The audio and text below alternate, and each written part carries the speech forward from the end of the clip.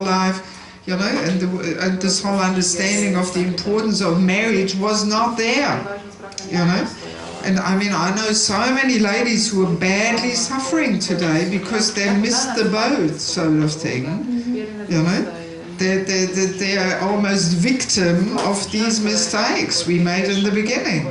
And they were out for 25 years on the street distributing books, and then when they were 45 they realized, oh my God, I still got all these needs there in my heart, and now 45, you know, 50, oh well, now it's too late, I can't find a husband, you know. And already you know, we have the saying, old bamboo cannot be bent and shaped so nicely, but young and green bamboo, you know, you can bend in any form.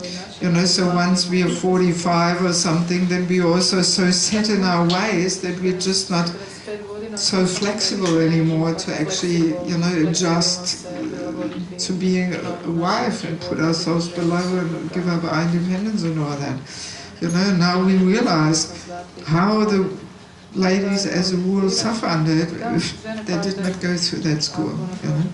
So to actually really bypass it, it is very, very rare, and we ourselves definitely cannot judge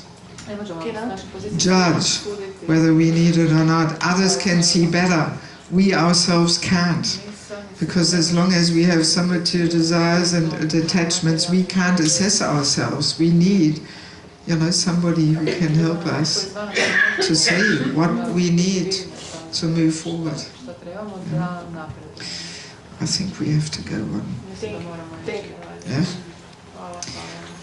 Also, I mean, I want to at this point announce it again, that if anybody wants to discuss anything personally, I will try my very best to find time. You know, so I'm only leaving Tuesday after breakfast. So we still have tomorrow, or for those who leave today, maybe we can find some time in the lunch break or whatever. So please let me know and we'll simply make some time. Okay? So let us move on to this topic of chastity. This is such an important and also deep and interesting topic, which very often is understood in a very shallow and superficial way, you know, that people just say, oh, chastity, cover your head, it's chaste. And that people don't understand what it actually means to be chaste, you know. So we have a nice quote here from Chanakya Pandit. The beauty of the cuckoo is her sweet voice. The beauty of a woman is her chastity. The beauty of an ugly person is his knowledge, and the beauty of an ascetic is his power of forgiveness. I'm ugly.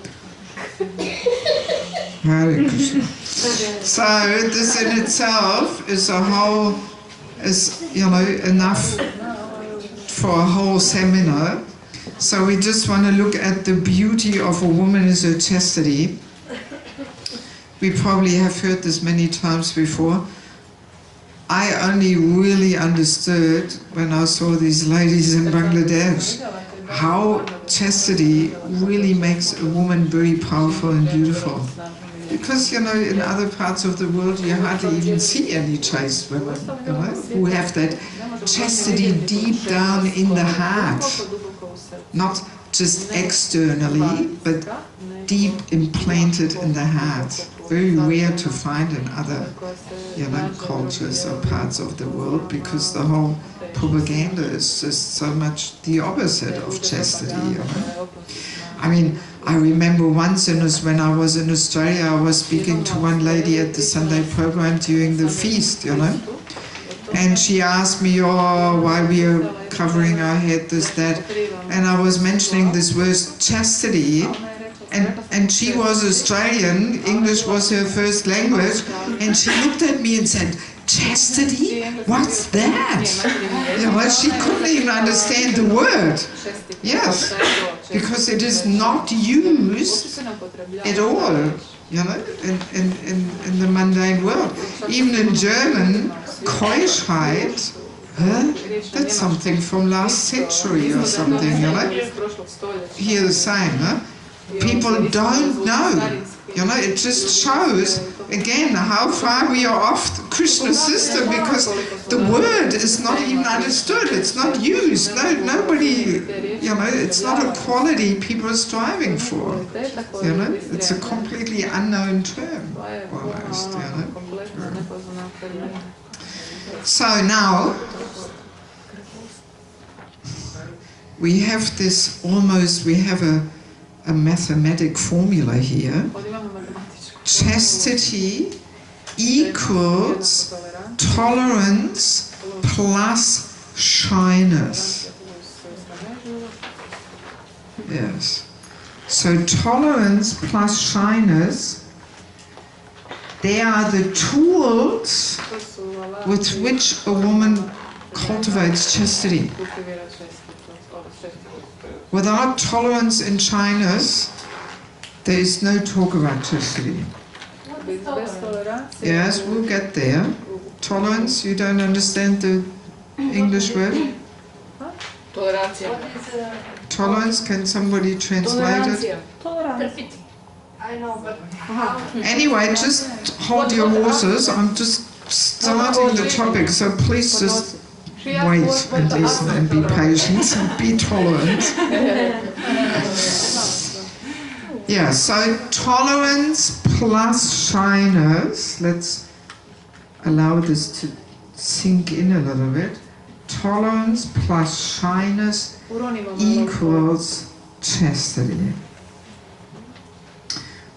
Maybe I can share something from my little verse book here in regards to tolerance. Let me see. I have collected so many things here just to maybe explain a little bit more what tolerance means. Here, 11, 19, 36, 39, 11th canto, in the purport it says, tolerance means to patiently endure unhappiness, such as that provoked by the insults or negligence of others. Right? Some tolerance means we don't react, you know, to any kind of unhappiness which comes, for example, you know, through being insulted or neglected. Right? So, if we can simply patiently endure any kind of provoking situation without reacting to it, that's tolerance. Yes. Very important quality in order to make spiritual advancement. In materialistic life, tolerance is considered weakness. Oh, she can't stand up for herself and open her mouth and, you know, fight for her rights and, you know.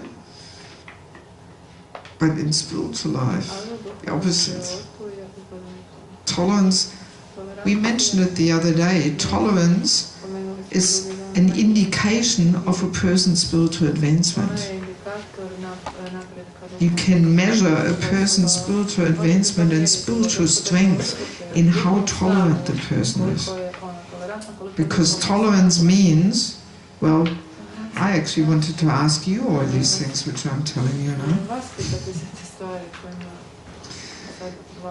Or here it continues, one must also sometimes accept material inconvenience to carry out the instructions, the injunctions of scriptures, and that unhappiness must also be patiently endured.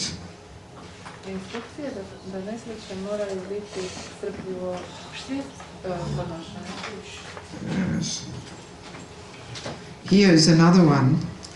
The devotees of the Lord are so forbearing that even though they are defamed, cheated, cursed, disturbed, neglected, or even killed. They are never inclined to avenge themselves. Wow. Pulamas. You know? That's tolerance. When you can patiently endure any kind of, you know, here, even, yes, cursed, disturbed, neglected, or even killed, cheated, defamed, whatever. That's tolerance. So, what does it mean? Tolerance. What's the underlying thing for tolerance? We have a rule here of behavior that we lift our hand before we want to say something, right? We don't just blurt it out. So, what are the underlying qualities which we need to have in order to be tolerant? Spiritual knowledge and attitude. Yes, but not the main two I'm looking for. Yes, humility is number one. Without humility, no chance to be tolerant. In fact, we can only be tolerant if the false ego is reduced, you know, because the false ego is what prompts us to react, you know. So, as our false ego becomes more and more subdued, that's when we develop humility. We realize, oh, I'm not so big and important and fantastic. You're a tiny, insignificant servant. So, humility is one thing, and what else? Patience, yeah, it comes along with humility. Without humility, we cannot be patient. So, but something very different. What else do we need to have in order to be tolerant? Faith. Very good. Yes, exactly. That's what it is. Very true. Fantastic. Thank you. Yes. Yes. Faith. Faith and humility. They are the main tools to cultivate tolerance. And tolerance and shyness are the main tools to cultivate tolerance, and shyness are the main tools to cultivate chastity. Yes, without faith, we cannot tolerate, you know? Only when we see Krishna behind everything, when we have that unflinching faith, then we can tolerate any difficulty, actually. But if we have no faith, then any little thing can make us give up Krishna consciousness and so on, you know? Yes? Možemo to nadovezati znanjem. Ako znamo zašto nam se to dešava, razlog. Can we make Neka situacija link, yeah. Can we link this with knowledge? I mean, with understanding. Maybe better if we know, if we realize why some negative situation comes. Yeah, of course. See, knowledge is the basis to everything in spiritual life. You know, first we have to understand who am I, who is Krishna, what is this whole world all about. So knowledge, Sambandha Gyan, is the very foundation of everything. You know? Yes. So now, you tell me, why is this quality of tolerance so important to be chaste? In a practical way. Tell me. How is that connecting really with chastity? Yes? A chaste wife always sticks to her husband no matter how he treats her. Yes. What else? It will not disturb our mind and make it... we will not be anxious. Yes, yes. We will not, you know, explode and flip out and demand and, you know. Yes, because we can simply tolerate. Yes. Yes. Right? Without tolerance, a woman will not be able, you know, to follow her husband in his mood, you know, to accept any situation, whatever comes along, and you know, she will demand, oh, how long shall I tolerate this? I will get divorced, you know. Yes. I walk out, I've got my job, I don't have to tolerate this nonsense, you know. So that's the point, you know, then a woman cannot be chaste if she doesn't have tolerance. Yes? Ja sam pitala isto slično jedno pitanje. She asked a similar question once. Jednoj Mataji. Mataji. Da li muž zaista uvijek mora biti u pravu? It's really true that the husband every time has to be in right. I ona mi je odgovorila da. And she answered yes. Who answered? She, this lady, this Mataji, she asked. So one woman, one Mataji asked you? No, she asked one Mataji, does the husband is really always in right? I mean, čak I kad nije, tako? Even if he really is not. No. Yes. And she said yes. She says yes. And? Ja sam se uznemirila I rekla, pa zašto? Kako je to moguće? Ali to me nekako stavilo degradirajući položaj. And and she just couldn't accept this because this she felt like she is in degraded position, like she's degraded because it's seen impossible to her. She became distracted in her mind. I ona mi je rekla da zapravo ako cijelo vrijeme očekujem od muža da se promijeni. The point was, this Mataji said that if she accepts all the time from her husband to change his mood, that she accepts from husband to change. Da zapravo ja nemam priliku da postanem sluga, nego želim da mene drugi služe.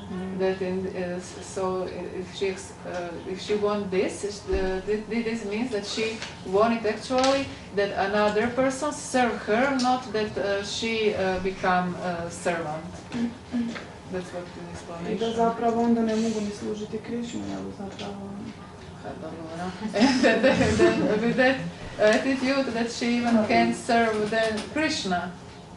She can't. That she can't serve Krishna then if she accepts from others to change. No, see, the point is, yesterday we were discussing how a husband cannot follow in the footsteps of his wife. Huh? Wrong rasa. Wrong rasa. So, that's why, you know, even if he is wrong, let him be right or wrong, doesn't matter. Let him take responsibility, even if he makes mistakes. And a chaste wife will tolerate, and she will happily clean up the mess for him, without saying, "Just see, I told you so." You see? Then she becomes really his better half. You see? And that really empowers a man, because he knows, my wife is behind me, doesn't matter what I do, she sticks to me, she is behind me, she helps me, without, you know, pushing me down, because he sees anyway that it was wrong, no need for us to tell him, you know. And see, the other point is, if a wife really serves, as we were reading yesterday with Chavanamuni and Sukanya, she conquers his heart. And then he will ask her, actually, he will get her advice. When I was visiting Bangalore, I stayed with a vice president and his family in their home, you know, and we had a lot of association. I was giving this course there, and he was saying to me, you know, my wife, she is so chaste, she serves me. I never make any big decision without asking her. How can I? I'm so indebted. I want to please her. I want to make sure she's happy. I always ask her. You see? And then she told me Yes, and when my husband asks me, of course I'm very careful, I know the tactic, I just say to him, yeah, you know, I would like to do it like this, but you are my husband, you just do as you like. I'm happy with anything, whatever you want to do. But, you know, I like this idea better. You decide. So, you know, we simply have to learn the tactic here, you know, that's all. You know? But we don't know the tactic. And that's why, oh, you're wrong. Oh, why don't you ask me? I want to do like this. You know? And then, well, we constantly hit our head here, you know, we make the male ego our enemy. But now we are going a little off the track here. We are going into the marriage and spiritual culture. So, and of course it's closely connected with the whole topic of chastity, but let's continue with the chastity thing, you know? It's really like humility is close to Krishna Prema. Because I mean, many say that the base of Krishna Prema. I don't hear it. Poniznost je slična Krishna Prema. Humility is close to Krishna Prema. So being humble is really very Yes. high. I mean, one needs really to be very close to Krishna consciousness. So it's Yes. quite. Well, there's all different stages of humility, you know? All different stages. And because we, at this point, we are lacking a lot in humility, that's why we have Vaishnava etiquette. And the Vaishnava etiquette is only necessary because we are not fully humble. If we were all fully humble, then no need for Vaishnava etiquette. But because we are not, so that's why Krishna is giving us that system by following the etiquette and at the same time striving for humility, then sooner or later it will manifest. The etiquettes, which are in the beginning maybe external, sooner or later they will be internalized. That's why we have all these different subtle etiquettes there, you know? And that's reflected in the culture, you know?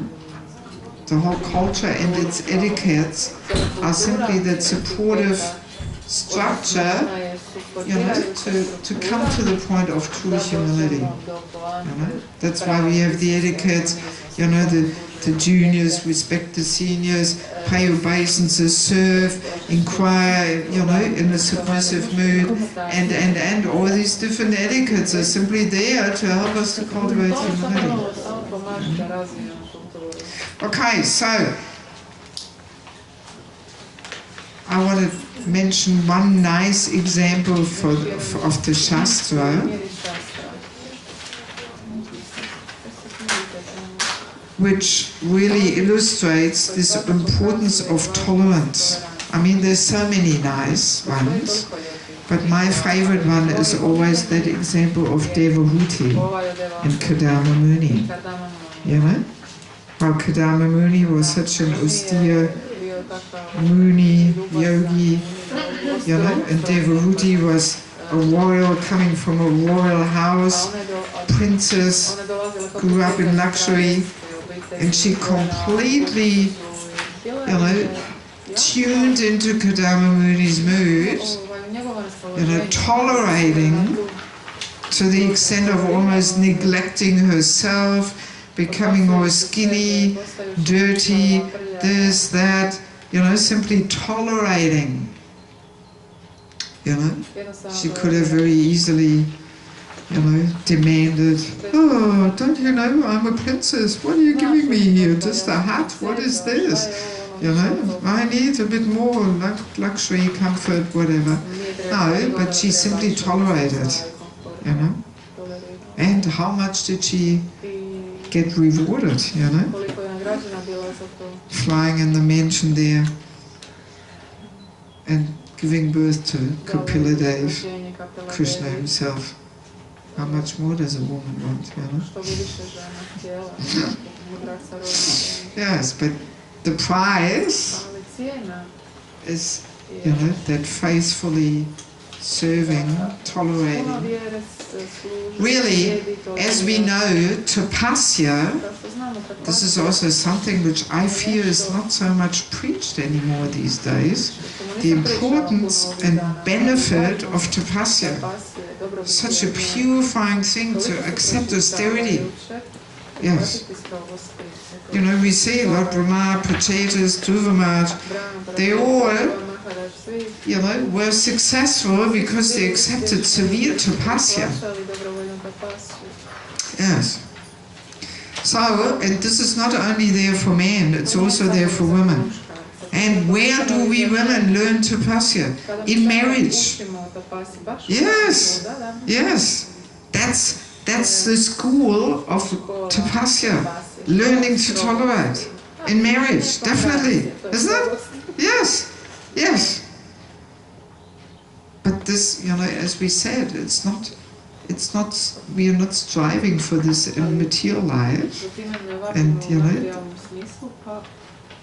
yes, and I also feel you know, in ISKCON these days, I mean, God, when I joined, we really had this mood of just laying down our life, you know, to please Guru, and, you know, you were doing all kinds of almost ridiculous things which I wouldn't want to even share here because they're so outrageous. No, too ridiculous, but really, God, my God, we were ready to do so many crazy things just to please Guru, you know? Yes. And that mood, you know, has become a little watered down. People just want to only do what they want to do and what fits into their plan, and I want to go to India and I want to do this, and my God, you know, 30 years ago the mood was different, you know. We would have never even thought of, I want to do this or something. No, there was no need for this, you know. We were really, you know, eager to really sacrifice ourselves, you know. Yes, yes. So, and for women in marriage, that's the place when we learn to tolerate and accept tapasya. And then a woman becomes very powerful and very glorious if she can learn to tolerate. That's why also in one quote, this is in the marriage and spiritual culture, but Prabhupada very clearly says in one quote that divorce is there because of womanly weakness. Meaning not physical weakness, of course, but this weakness of not being able to tolerate. Yes. As a rule, that's one of the reasons, you know? Yes. But also Prabhupada also gives that allowance and says, you know, if for example a husband is, you know, a committed non-devotee, then he can be, you know, left, but strictly speaking there should be no question of remarriage. Strictly speaking. Yes. So, you know, even in Prabhupada's day, sometimes couples, they could not get along.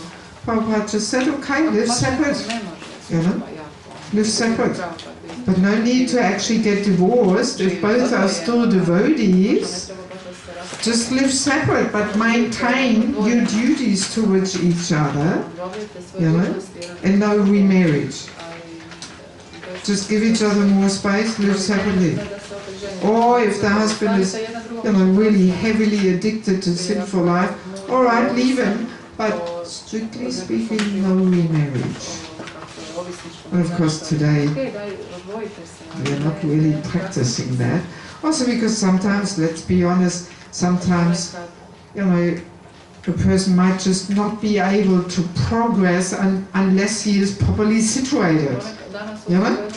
So then we say, all right, just get married again, let's hope for another, you know, another try here, have another try, you know, because without being properly situated, it can also make it so difficult to actually move forward and advance you know, that, yeah, we're stuck, you know. So that's kind of the situation there we are in, you know, that on one hand we can't follow that desire of Prabhupada, that no remarriage, because it might just block people's spiritual life completely, you know. But on the other hand, if we are too easygoing with this remarriage, then it just becomes a habit, you know. People get married 3-4 times, and you know, and well, yeah, Prabhupada was saying it breeds a prostitute mentality, you know, thinking, oh, I can't work it out with him, let me try somewhere else, and you know, and then we get more and more further away from this whole idea of chastity and tolerance, you know. That's all. That these are the qualities we are striving for, you know, getting lost, you know. Yes. All right.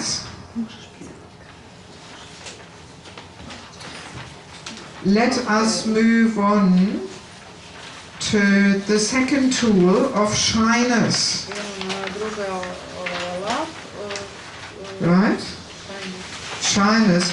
Also, we so easily and commonly we understand shyness in the wrong way. Wrong way. We think, oh, shyness means, oh, I'm just sitting in the corner and don't say anything. I am too shy. You know? No, shyness is something completely different. You know? This thing of, you know, being too shy to say something, this is actually mentalness. Yes. This is not shyness, it's mentalness. Being on the bodily platform, worrying too much what everybody thinks about me, you know, that's what we think is shyness, but it's not, it's something completely different. We will see in a minute. You would not believe, but before I became a devotee, I was so mental, not shy, but mental, that I couldn't even ask a person in the street, you know, what time it is or something, you know. I would have never imagined that I can talk in front of an audience or something. So this is not shyness, it's mentalness, you know. Being too concerned and self-conscious, what do I look like, and maybe I look like a fool and everybody will laugh, and okay, I better be quiet, and, oh, I'm so shy. No, this is mentalness. So let's not mix up these two, you know, because the way we use it in the daily language is confusing, you know. To understand what is shyness, let us read a couple of nice purports and verses. We have here 1:927. As far as women class are concerned, they are accepted as a power of inspiration for the men. See, here we got it again. As such, women are more powerful than men.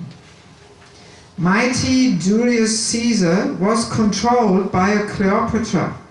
Such powerful women are controlled by shyness.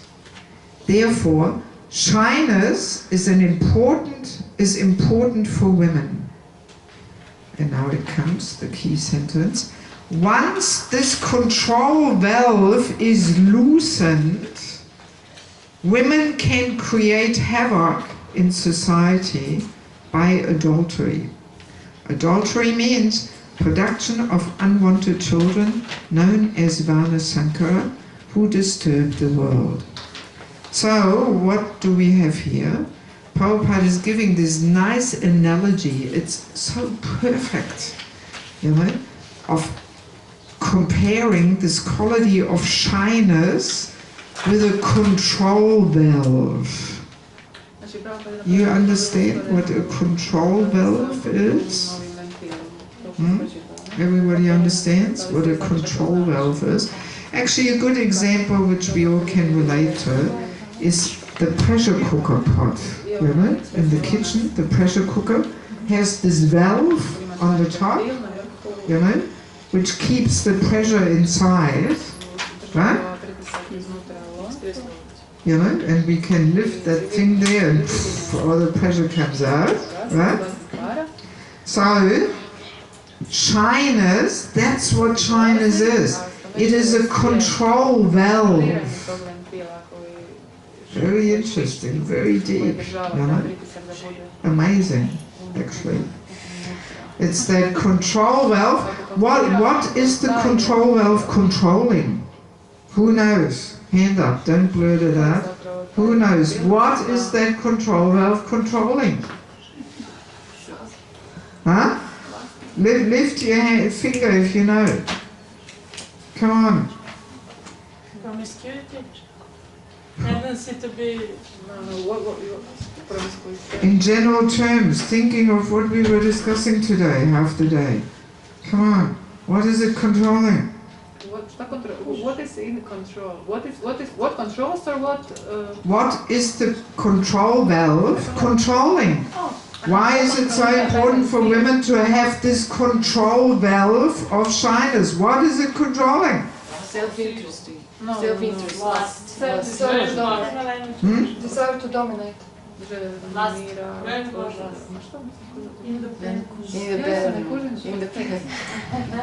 The powerful feminine energy. I mean, all these things are also true, but now it's mainly the powerful feminine energy, because the energy is so powerful, right? And in order to keep that under control, that's why a woman needs that shyness. That controls that energy. In other words, it stops a woman of making a show, displaying, you know, and enjoying the effects of her powerful energy. Huh? You know, usually that's what happens also in teenage, that a girl becomes more conscious of her powerful energy. I remember when I was a teenager, ooh, I discovered it, how it was affecting people, you know, and you play around with it, and ooh, you see, oh, the men are getting bewildered and looking, and, you know, yes, so you play around with that powerful energy, you know, and you experiment and enjoy the effects. That's what's happening in the teenage, you know. Yes. So in shyness is a quality which is built into the women, actually, part of the sports car, the women's vehicle, to keep that powerful energy under control. So shyness actually means that we don't, you know, we cannot be tempted to enjoy the effects of our powerful energy. In other words, plainly spoken, we're not going to show off. Either the body, you know, walking around half naked. So shyness stops us from that. That we don't, you know, walk around half naked. Even not on the beach or going swimming. Yes, and it is actually, it is built in into the female nature. But because, you know, a human being has that tendency, a human being can get used to any damn thing and think it's normal. Right? That's why very easily, you know, this shyness is lost. You know, because we start thinking, yeah, what's the loss here? Walking around half naked, it's normal. Everybody else is doing it, so I'm doing it too. And then, pooh, the shyness is out the window. You know? Yes. That's how Maya works, you know, that a human being can get used to any ridiculous situation. I'm just thinking, this is filmed, you know, shall I really share this story? Just some part of my life before I met the devotees, you know. I remember I was living, no, I I was visiting some friends. You know, in those days it was very common that we were living in this Wohngemeinschaft, you know, that the students were sharing a big flat, everybody had a room, you know. So now I was visiting some people. I just came back from South Africa. I was traveling for 6 months, so now visiting some people. And I was taking shower in the morning, and there was no key to lock the bathroom, and the shower didn't have a curtain. So I was there under the shower, and then some man who lived there, I had never seen him.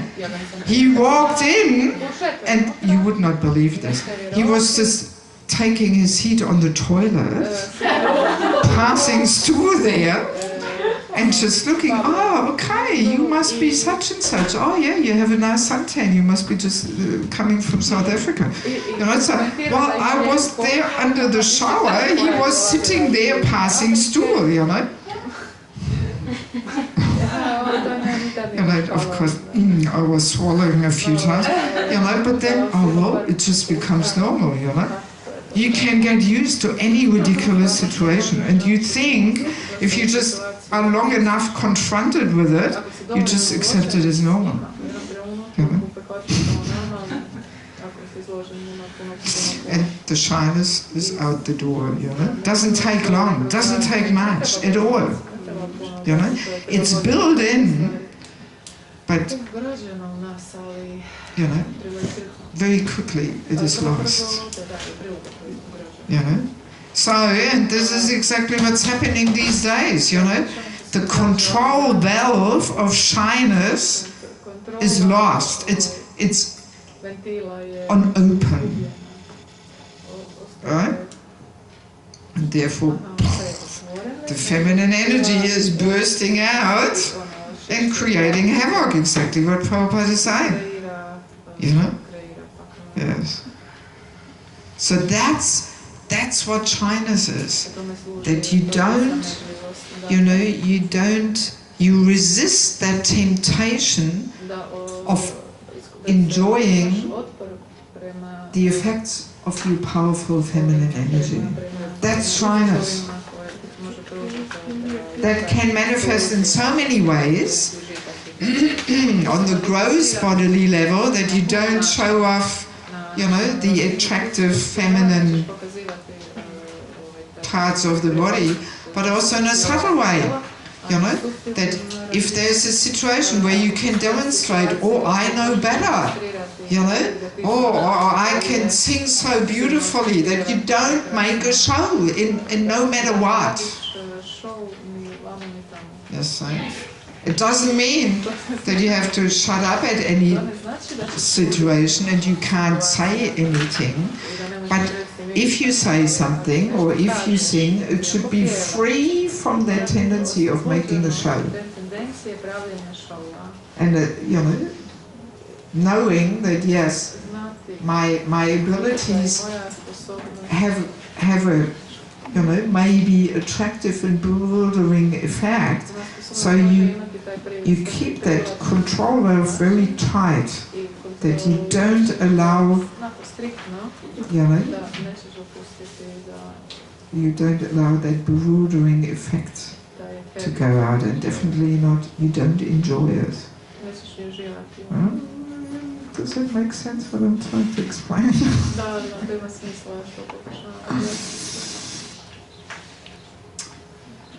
Let us read the next purport, but this control valve is just so super excellent, you know. I really like this analogy because it really explains perfectly what shyness is all about, you know. Thinking of the pressure cooker there in the kitchen, the valve is tight, no pressure goes out. That's shyness. Control valve tight, you know. And then what happens when the control valve is open there? Pff, you know, the whole pressure goes out, you know, with a big noise, you know, like that. You know. Let's read the next one, 1:10:16. Shyness is a particular extra-natural beauty beauty of the fair sex, and it commands respect from the opposite sex. This incident from the Oh, hang on, I forgot to read the verse. I didn't read the verse, right? The verse is, out of loving desire to see the Lord, the royal ladies of the cruise got up on the rooftop of the palace. And smiling with affection and shyness, they showered flowers upon the Lord. So I think that's when Krishna enters Dwarka, I think. Can't remember where I got this one, but I think that's what it is. So we can imagine, you know, the scenario. Krishna is coming there, and the ladies, you know, they're eager to see the Lord. They go on the rooftop. They don't mix out there on the, you know, with everybody else, but they go on the rooftop because they're shy. They know the effect of their presence and their energy. So they go on the rooftop, and there, with affection and shyness, they shower the flowers upon the Lord. You know? So now Prabhupada explains. Just with this verse, we will see Prabhupada goes to all details to explain. You know, it's amazing how much effort Prabhupada makes in order to make us understand what is the deeper meaning of this. You know, so Prabhupada says, shyness is a particular extra-natural beauty of the fair sex, and it commands respect from the opposite sex. This incident from the Mahabharata period proves definitely that the ladies of the palace observed strict parts, restricted association with men. And instead of coming down in the open air where Lord Krishna and others were assembled, the ladies of the palace went up on the roof, on the top of the palace, and from there paid their respects to Lord Krishna by showers of flowers. It is definitely stated here that the ladies were smiling there on the top of the palace, checked by shyness. So sweet, you know? So now Prabhupada continues. This shyness is a gift of nature. In other words, it's built into the female vehicle. It's a gift of nature for the fair sex, and it enhances their beauty and prestige, even if they are of less important family, or even if they are less attractive. We have practical experience of this fact. A sweeper woman commanded the respect of many respected gentlemen simply by manifesting a lady's shyness. Half-naked ladies in the street do not command any respect, but a shy sweeper's wife commands respect from all. Shyness is a check to the unrestricted mixing. It is nature's gift, and it must be utilized. Very nice. Yeah, so Prabhupada so nicely explains, you know, this importance of the shyness and how it actually enhances a woman's beauty and respect. Very different to the understanding in material life and its culture. You know, there a woman thinks, you know, the more she's making a show, the more she will enhance her beauty and respect. But no, it's the opposite. You know, when I did this course with a man, they did a very nice role play for this. Well, I better don't tell it, otherwise you will do the same, because one group has to make a role play for the afternoon. So I won't tell it. But it was very nice, you know, it is. Yes. After the sketch? Hey? After the role play? After the role play, maybe, if we have time. Yes, so that's the thing, you know, that understanding in materialistic and spiritual culture completely 180 degrees opposite. There the women think it will, you know, increase their respect by walking around half naked. So alright, the man might whistle and look and whoo-hoo, you know, but they don't have any respect actually. They might, alright, they take the invitation for some sense gratification, but no respect, actually deep down, you know. Poštovanje samo u srcu zapravo. So now, one other interesting thing, Znači, jedna druga zanimljiva stvar, as we probably all know, koju svi it's in the Bhagavatam also, Bhagavatamu se navodi that for men, da za muškarca, if they control their powerful male energy in regards to procreation, you know, if they're celibate, if they keep their semen within their body, it's described that the semen goes up the spine and forms brain substance. Right? Yes, it's all there in the Bhagavatam.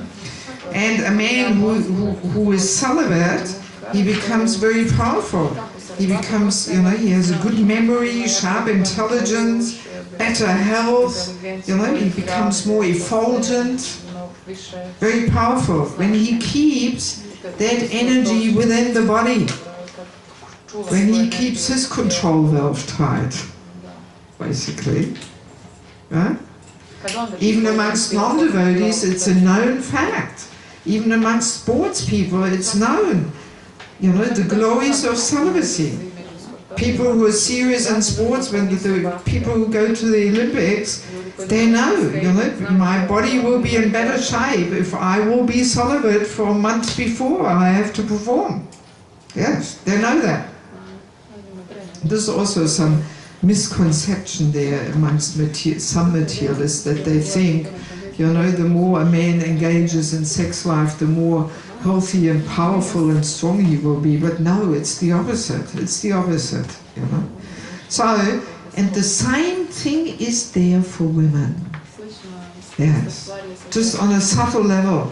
What is there on the gross level for the man is there on the subtle level for the woman. If she keeps that control valve tight, you know, and resists that temptation of enjoying her potencies, then that energy kept within the body can be used on higher levels. Yes. And it makes her more attractive. Yes.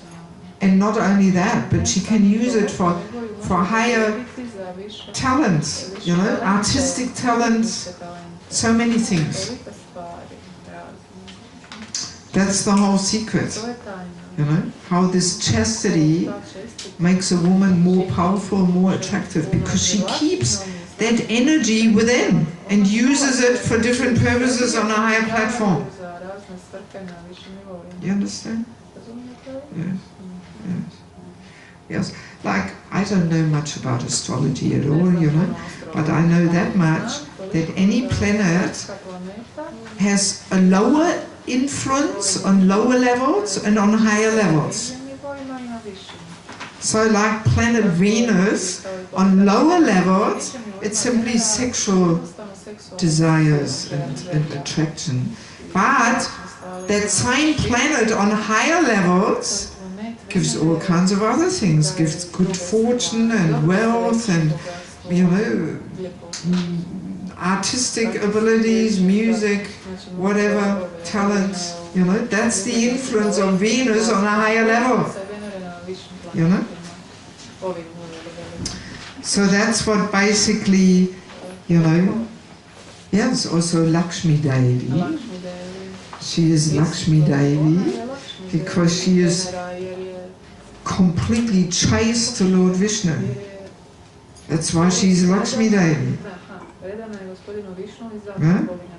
So, you know, a woman who accepts those principles and practices those principles, you know, she becomes a little Lakshmi Devi.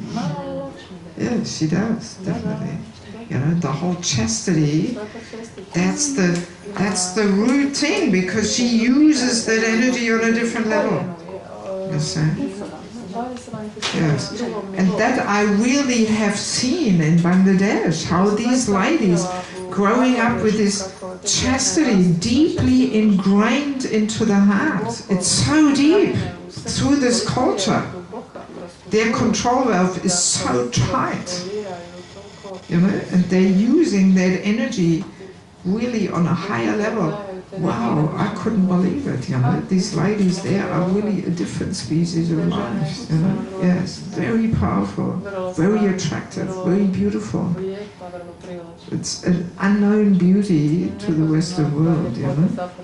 Once I took one senior devotee, one Prabhupada disciple to Bangladesh, and I could see how he was looking at the ladies, you know, in amazement. Not inappropriately, but he immediately realized, wow, these ladies are different species. And I saw it, you know, I could pick up on it.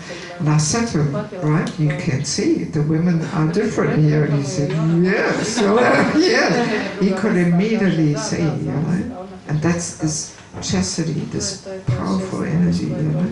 And that is actually what makes a woman fascinating to a man also.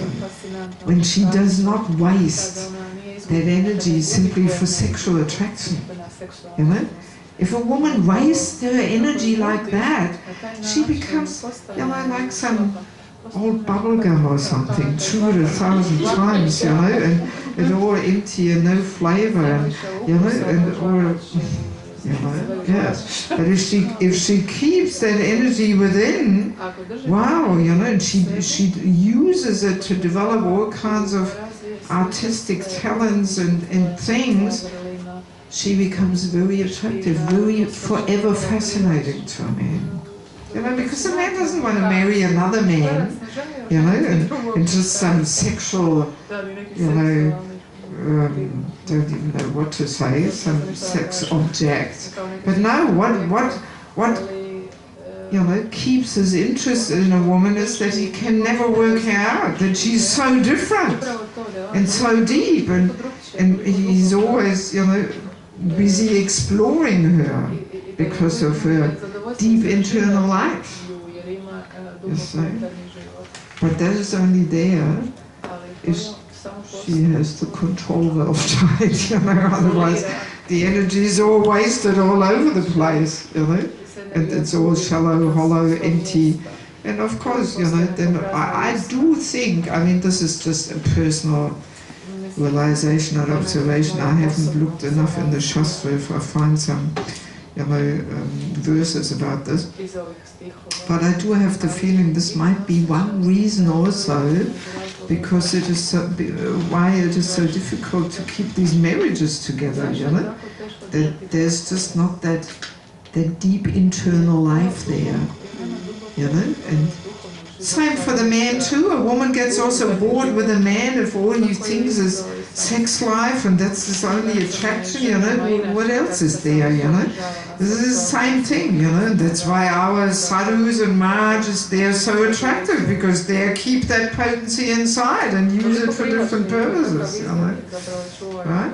So, you know, if our men and women, if they both learn that art of using that energy for higher purposes, then maybe our marriages will also be more lasting and deep, and, you know, a woman becomes more fascinating, you know. Yes.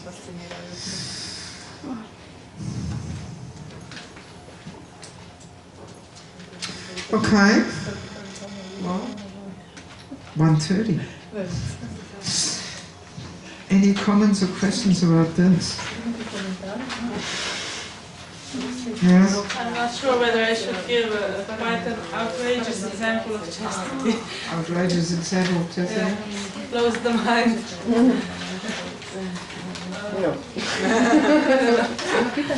One of my god sisters, her husband... In India? No, in the West. She's actually Croatian. Yeah. Her husband really, he was a devotee, but then he went to the old ways of illegal stuff and things like that. And at one point he got a girlfriend. And then her spiritual master, he instructed her that she should just serve both of them. When he brings his girlfriend home, just serve both of them. And somehow she managed to follow that. She was really chaste. I nekako je And uspjela. the result was he came to his back to senses. her. Yeah. What in the result? He came to his senses and came back to her. Yes. I mean, we've got stories like that in the Shastra, you know. I can't remember all the details there with this example where the husband wants to go to the prostitute and the wife is helping him to go there, you know. And you know, yes. I mean, also in Bangladesh, it's still like this today, that if, for example, the husband dies, a woman will never ever gonna want to marry again. There's only room for one husband per lifetime. There's no room for in people's minds and hearts to imagine to marry another person. I know one Mataji in Bangladesh. You know, her husband died from a heart attack. She was 24. She has at that time 4-year-old son. Never ever would she ever want to marry again. That's the deep chastity, you know, which is so deeply built in there. You know, so she just lives with other relatives and is taken care of. And, you know, but she will only ever want to have one husband. Yeah. Very deep, you know. Yeah. Yes. What is the solution for protection of unmarried women in our yatras? What is the solution for unmarried? Yeah. For example, a long time devotee, unmarried, no chance for her to marry because she's 50. Oh, that's a whole big topic which we don't really have time. You know? There are so many Yes. ladies unmarried. Yes. See, this course is not trying to solve all the social problems in ISKCON, but it is simply trying to give them insights into Krishna's system. Because if we don't understand Krishna's system, you know, just trying to fix all the problems, this will just be patching up solutions. You know, the real solution is Krishna's system. You know? That's why I also gave up my medical work, because I realized the real solution to all medical problems is no more material body. So let me give my energy and time for that solution, and not just the temporary fixed patching up solutions, which anybody can do in the material world. There's so many doctors and therapists, you know. No, I want the real solution, the final solution, the spiritual solution, you know.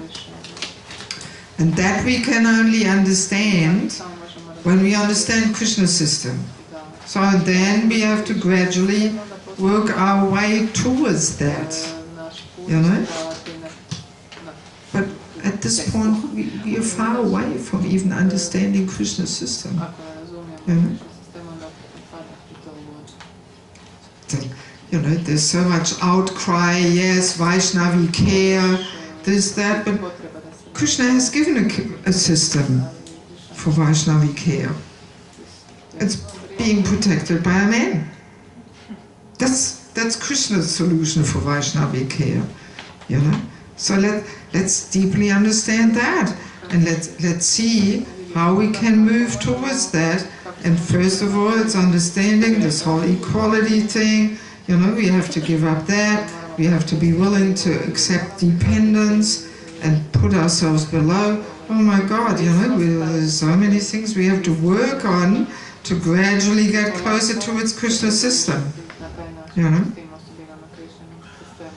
But just as a general principle, which I know many gurus and maharajas also advise their disciples, and I also advise this, for ladies, if they're alone, and especially when they're 40 plus, look for a community where you want to leave your body. Yes, look for a community where you want to be an active part of. be part of a community. Be an active part of an active community. You know? So, and that, you know, that gives some protection. If we serve, you know, in a very dedicated way in a community, then there's some chance that devotees become indebted to us, that we become dear to the devotees, and they will give protection. Yes. So that's why I'm always telling people, look for a community where you want to serve. Otherwise, you know, you're getting older and older. If you sit there in your flat alone, what's going to be your future, you know? You can't think that, you know, when you're 50 or 60 that the devotees knock on your door to care for you or something. You know, you have to be an active part of a community, and while you can still serve, you have to serve. And then devotees will reciprocate. You know? Yeah. Okay, so... A pitanje tu, a question if you have time, I don't know. I just noticed. Who? Listen, Mataji, down. Imaš pitanje? Ja. Half collapsed already. Okay, let's hear your question. Šta je sa karmom? Ja sam po karmi dobila muža, niti on bio sretan, niti ja. Niti jedno ne bi s nijednim bili. Bili smo jako nesretni, onda je to razišlo. A kako je pitanje? Šta je karma? Something about karma. Yes, something. Generally asked, what about karma? She got husband, and they didn't have, they were not happy, both of them, just couldn't live happily. Well, you know, the purpose of married life is not really just to be happy, you know? Smisao braka nije biti sretan. It's actually for purification. It's the battlefield of false egos. We are meant to learn a lesson there. We are meant to learn tolerance. You On know? je mene psihički maltretirao, da sam pila lijekove, a ja sam se ponašala kao vetska žena. He tortured her psychically so that she also must... Anyway, I don't think this is the right, you know, forum to discuss some personal family issues or something. No, sorry. Okay, so let us quickly do our final little exercise for the morning session. Turn towards a neighbor and share the realization of the morning. What have you learned here? What are you taking out?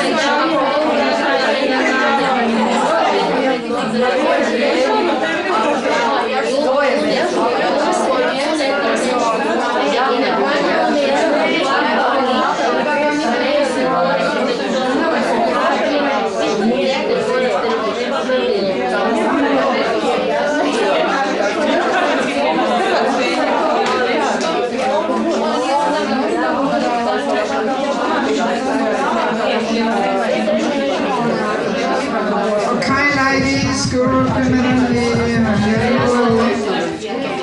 So please, I need for a couple more minutes. I need your full attention for a couple more minutes. So first of all, we are just passing out some feedback forms. So please, over the lunchtime, take a few minutes, give me your feedback. What did you like? This, that. And you have to hand it in tonight before you leave. Or if you are here tomorrow also, you can give it to me tomorrow. But it's of course very valuable for me if I hear some of your feedback. You don't have to put your name on, then you can be honest. If you would like to write some kind of testimonial, some kind of feedback which I can put on the website to inspire others to take the course, then you have to put your name in place there. You know? So if you want to offer that little service, that you want to try and inspire others to come and take the course somewhere, you know, then put your name in place there. Also, we have here a list.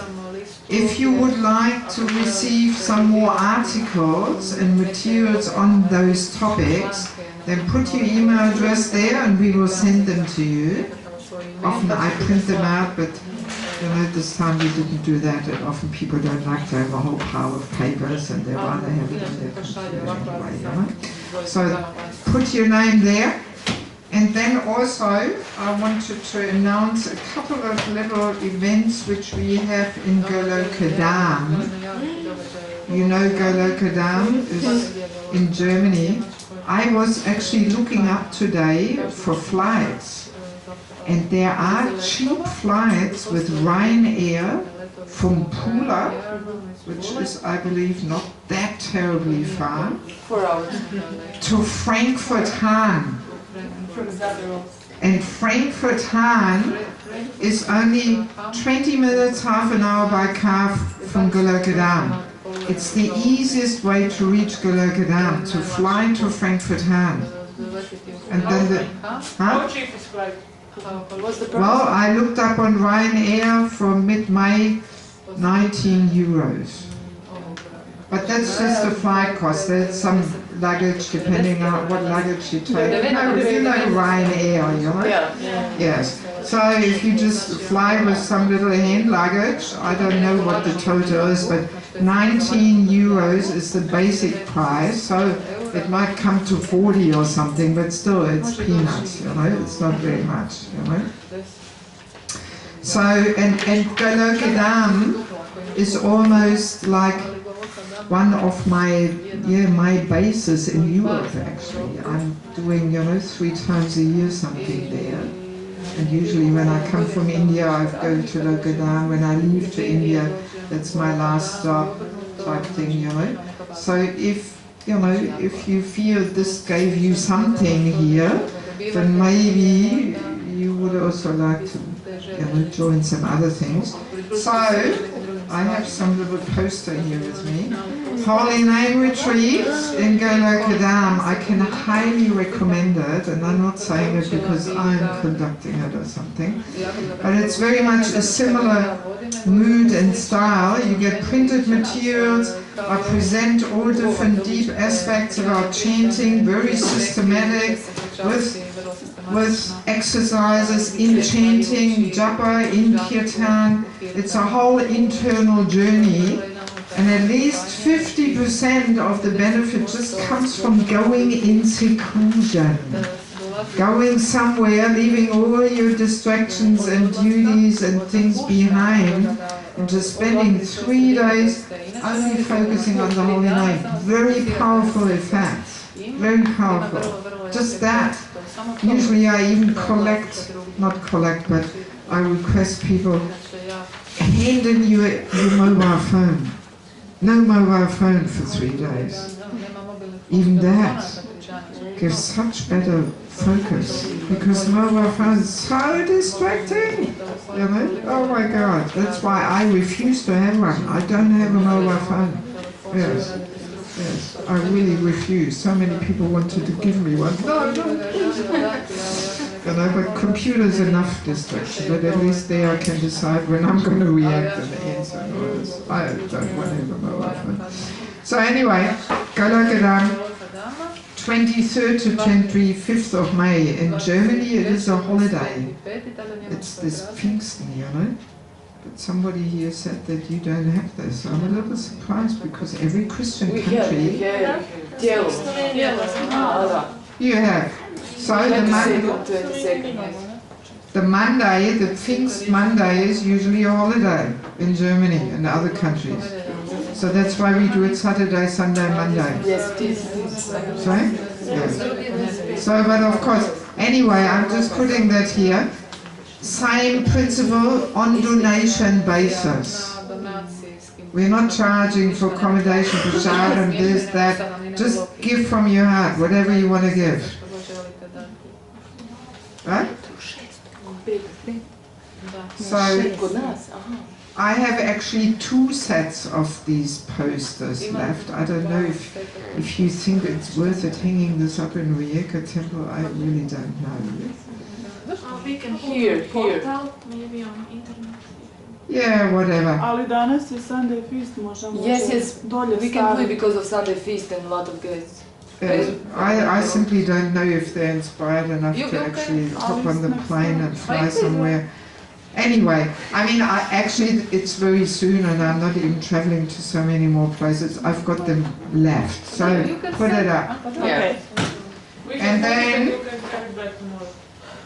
No, you can just take it. I've printed them out, otherwise I'll throw it out, you know, because Switzerland has the posters up already, you know, so... It's very inspiring for somebody probably to be on board. Yeah, just put it there. So, next thing is, in August, we have the women's course again in Galagadam, in the school holidays, August, in many countries it's school holidays.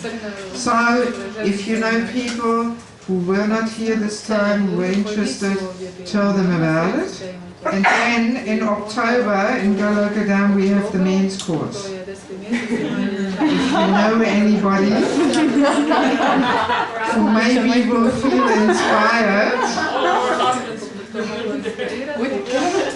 you know, yes, I mean, as I said, cheap Ryanair flights are there, you know. That is not over holiday, that's just, I think, Saturday, Sunday, Monday. The Monday is a normal Monday, you know.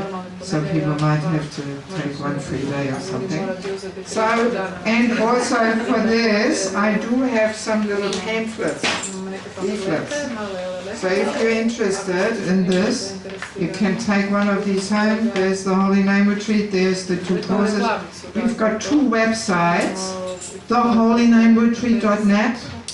For the Holy Name Retreats, there you will see everything, pictures, videos, there's even some seminars on there now that link to the whole thing, you know, but listening on, you know, is a different thing than participating. You know? And then for the courses on culture, spiritual culture, we have different websites, therootsofspiritualculture.net, and there you find all the info, classes, pictures, videos. So many things are in there, you know. So I simply put them here on the table. If you like, you can take 1 or 2 or 3, as many as you like, if you want to give them to some friends or something. And I've got 2 sets of these posters, one for Zagreb and one for Rijeka.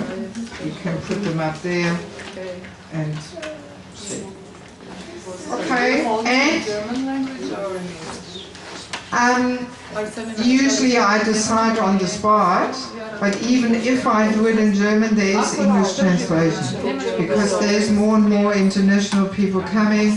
Even temple president of Galagadam doesn't even speak German, you know. Gorahari Prabhu. 5 days ago there, so... His German is pretty poor, he prefers English, you know.